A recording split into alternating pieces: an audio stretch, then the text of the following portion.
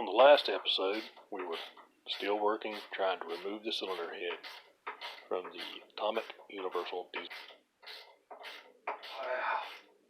This one's not coming off nut only. This one's coming to the stud that the nut was on the fastener. It's all coming out in one piece.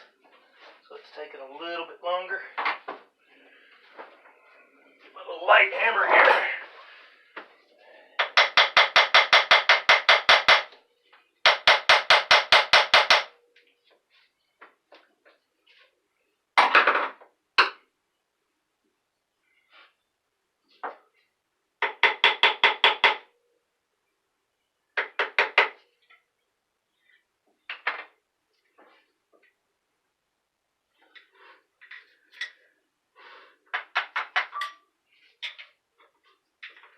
Sure there's not a fourth one. There's only three.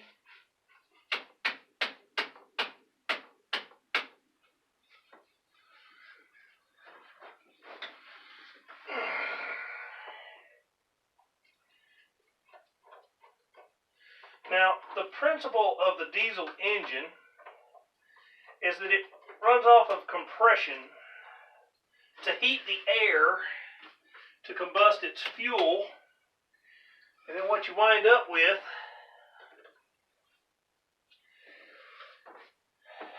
as the piston comes up, the air heats up, the fuel is injected in through these injectors, and as it is injected in under high pressure, mind you, the combustion occurs in the cylinder, shoving the piston back down.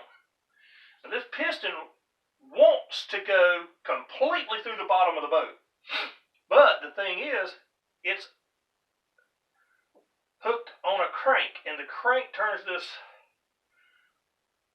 vertical motion into rotary motion. So as it's going down the lateral force straight down, the crank catches that force and lets it carry some of its momentum back to pull it up. Not a lot, but some of it. And then the valve opens for the exhaust, and it goes through this wet exhaust side. Now, this type of engine was originally called a heat rationing engine.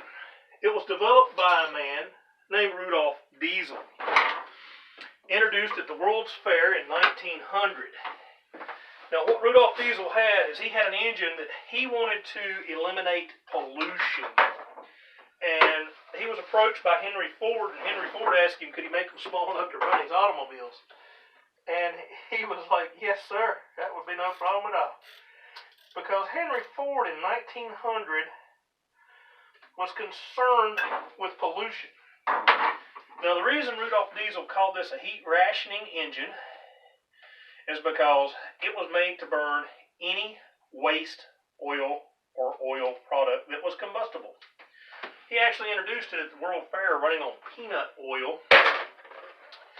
and that's why Henry Ford approached him, because he knew that this would be the answer to the pollution problem back in the 1900s. Now, this is a simple design, but not as simple as the two-stroke design they had back then.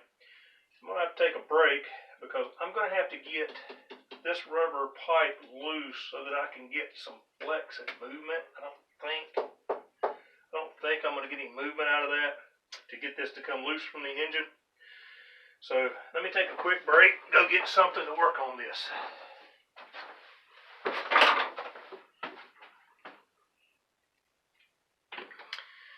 Okay, what I'm going to use is a small chisel. And you'll notice it's all bent, so it's trash anyway.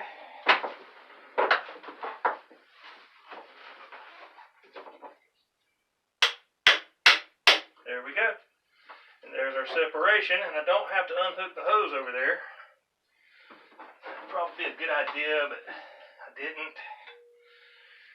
So anyway, there's still a little bit of antifreeze in the pipe, and we'll worry about that later on. Okay, now let's see if we can get this hose to come loose at the back of the heat exchanger.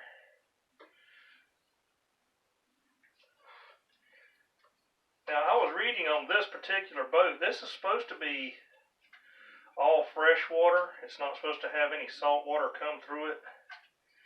So, I'm not sure where this water for this heat exchanger is coming from, because I haven't really done much on this vessel. But you'll find out when I find out.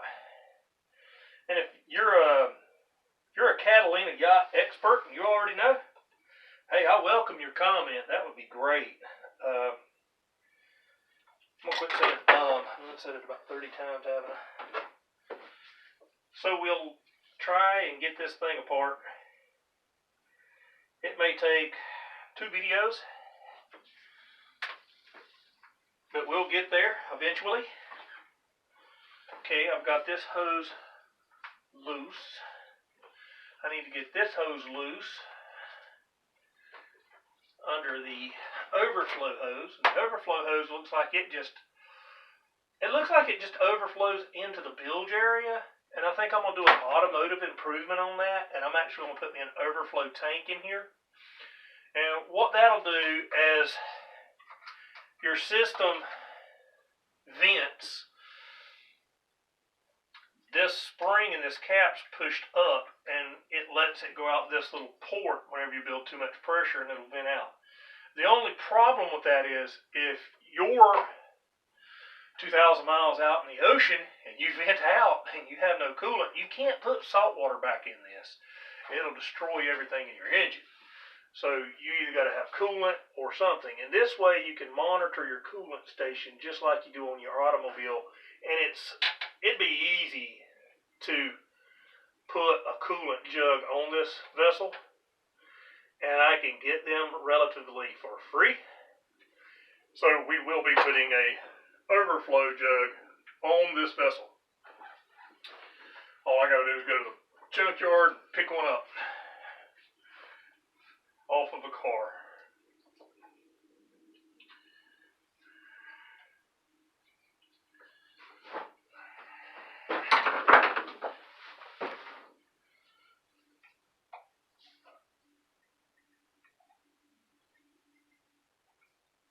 I will be working on 2 other vessels to get them ready to sell. S-E-L-L. And I will be taking the people that are buying them sailing. S-A-I-L-I-N-G. So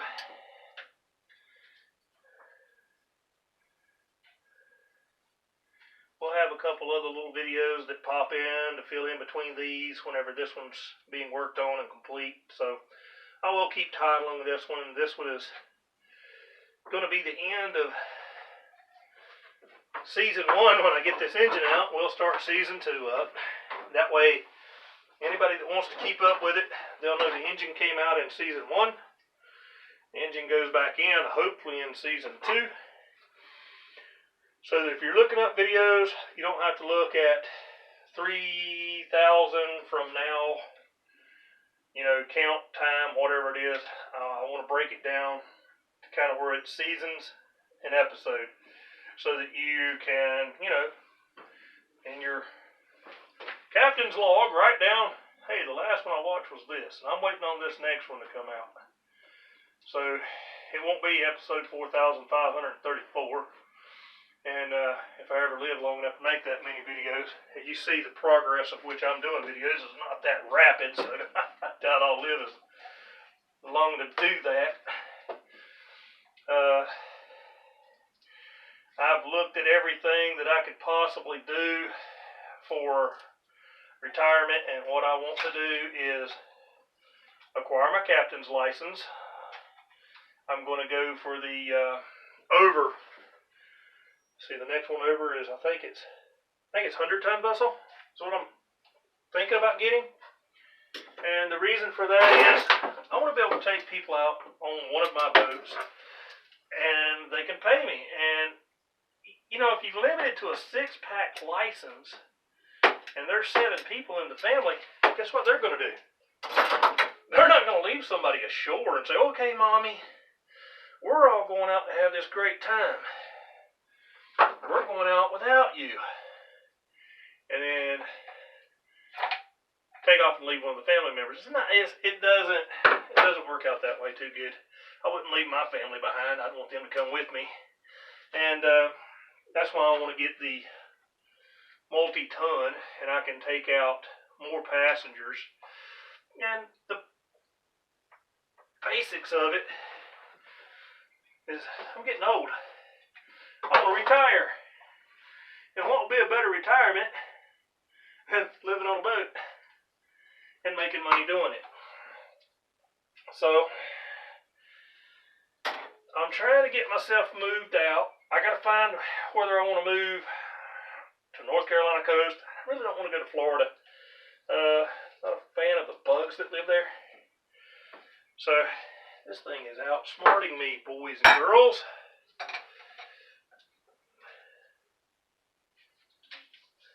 Trying to get it off without breaking it.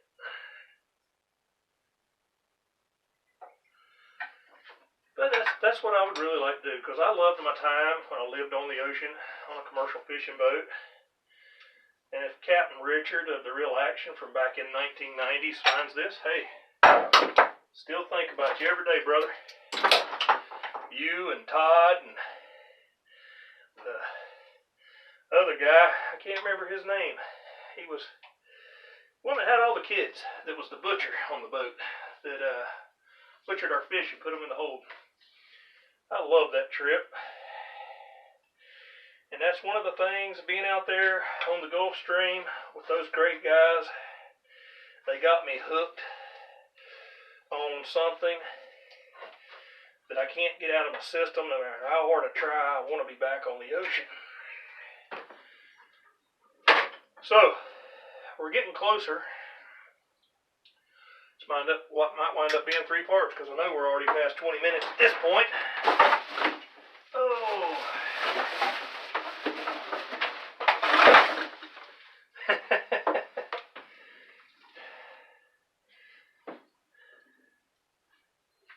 All right, here's where I'm going to take a pause.